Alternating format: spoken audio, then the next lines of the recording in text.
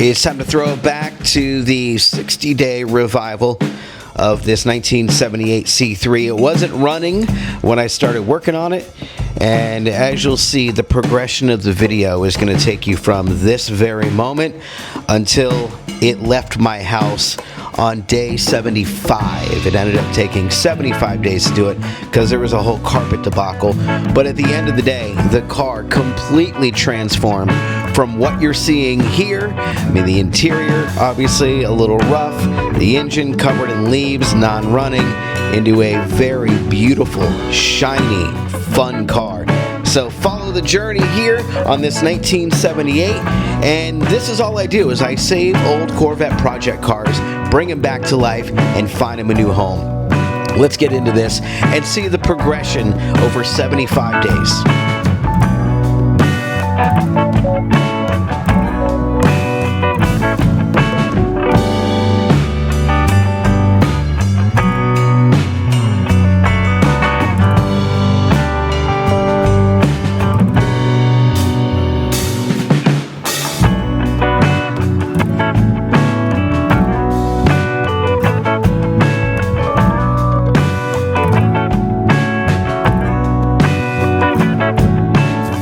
An update, battery is still charging. Got it to turn on, it fired up.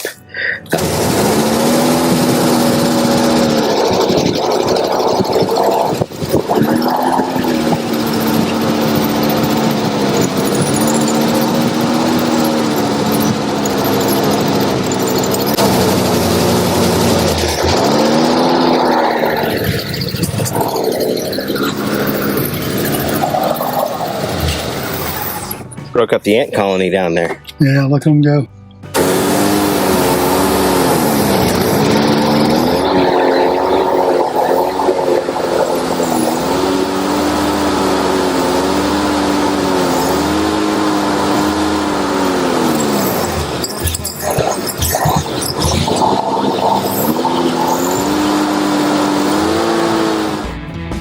And that was the moment we knew that it ran. However, Wally, my father-in-law, miss him every day.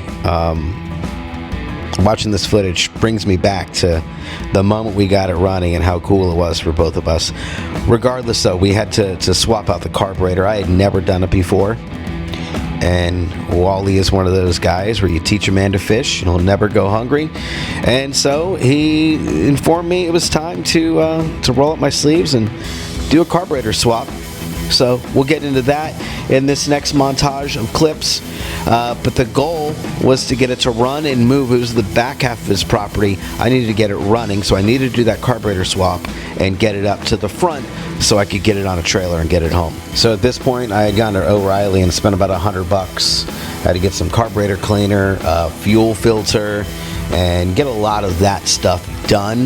The fuel filter was nasty, as you've probably seen in the clips. Old gas. This car had not run in over 10 years.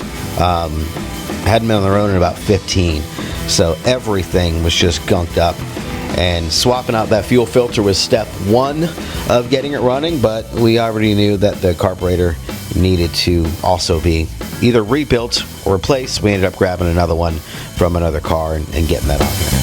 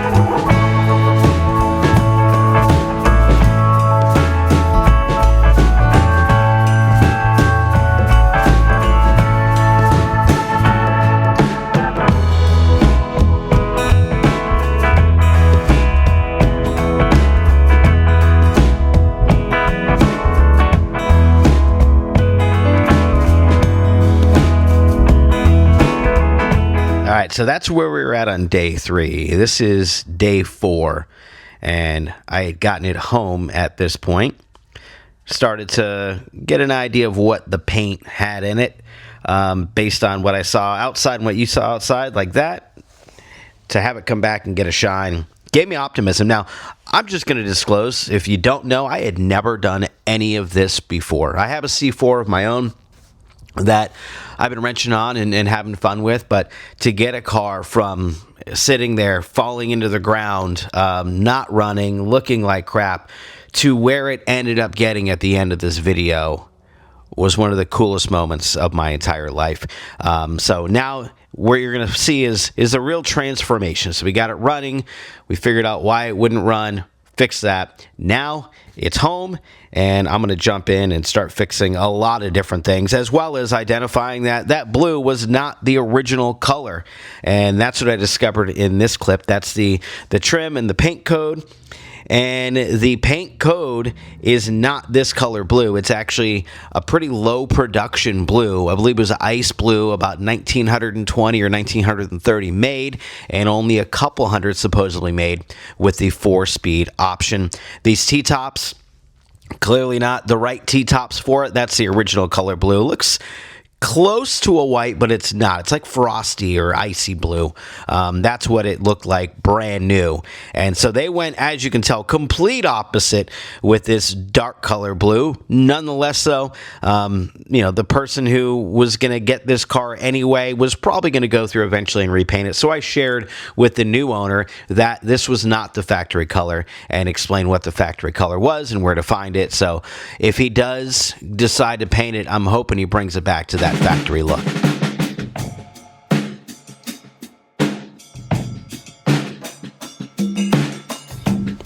And by here, you'll see the paint is starting to come back to life. I got a decent little shine on this side here, which kept me motivated to keep going. Now, I started to adjust my regular cordless buffer and some wax.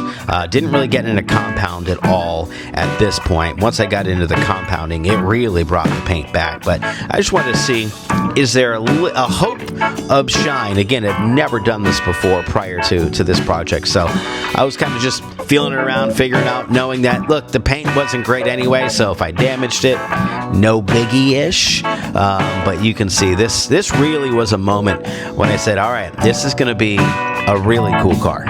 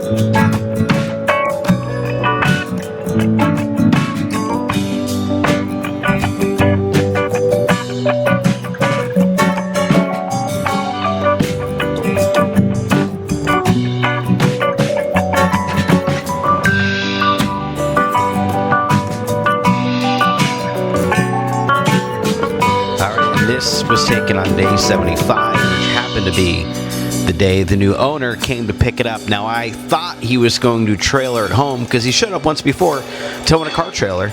No, he drove it home. He drove it home about a 15-minute ride from my house, and that was the first time that this car had been on the road in 15 years, and it made it. He had one issue close to his house. He called me, and I think even though it was a new battery, this battery just never really got enough charge in it. So I think that's what the issue was. But he made it home not long after that, and now him and his daughter are enjoying this 1978 4-speed blue on black 350 with a 4-barrel. It's got headers, runs strong, and this is their new project car. I went over the things that needed to still be done with it. You can see the headlights are up. There's a vacuum issue with them, one of the canisters. The paint, is it perfect? No. It sure as hell is ready to cruise, though, and that's exactly what they're going to do with this car. The radio is in there. I didn't get to hook that up yet, but I ran the speaker wires along the back and got everything buttoned up so that way he would be able to have a really good foundation for a project car, which is exactly what the goal with this one was. Get it running, get it starting, get it stopping, get it looking good, presentable, so somebody can see the vision, and we did that in 75 days. This project was extra special because it was the first C3 that I had ever done, and it was unfortunately the last project that I had with Wally, my late father-in-law. He passed beginning of the year, New Year's Eve of 2025. And I was really trying to get this thing done in the 60-day window because I wanted him to be able to see where it had gotten. I know he's smiling down and looking at all the things that are happening with this car, with the other cars, and knows that I'm keeping my promise to him to work through car by car by car and get them back to where they should be so they can find their next home. So if you followed along on this journey, thank you so much. When I first started it, we were at like 50 followers from my C4, and jumping into the C3 right here is something that really kind of got the momentum going for the channel. Now I've moved on to 1979 red on red with a 383, if not a 383, definitely a cammed out engine. Gonna work into that a little bit more, but it's gonna be a beautiful car. It's an automatic car. There's some level issues with the suspension that we've been working through, so if you want to follow me as I continue this journey of C3 revivals, go ahead and hit that subscribe button. This was such a fun project. This is as it was about to leave my side gate, it ran out of gas, and so we had to put some gas into it, but he had the T-tops off. He cruised home with the T-tops, and it was really a cool moment to see this car pull off when I thought it was going to be trailered and get going. So here's that 1979. That is the next project. This is now back at my house, and I've been working on it. So follow along, and hopefully you enjoy the videos and all the content I'm creating as much as I am enjoying creating it and bringing these cars back to life.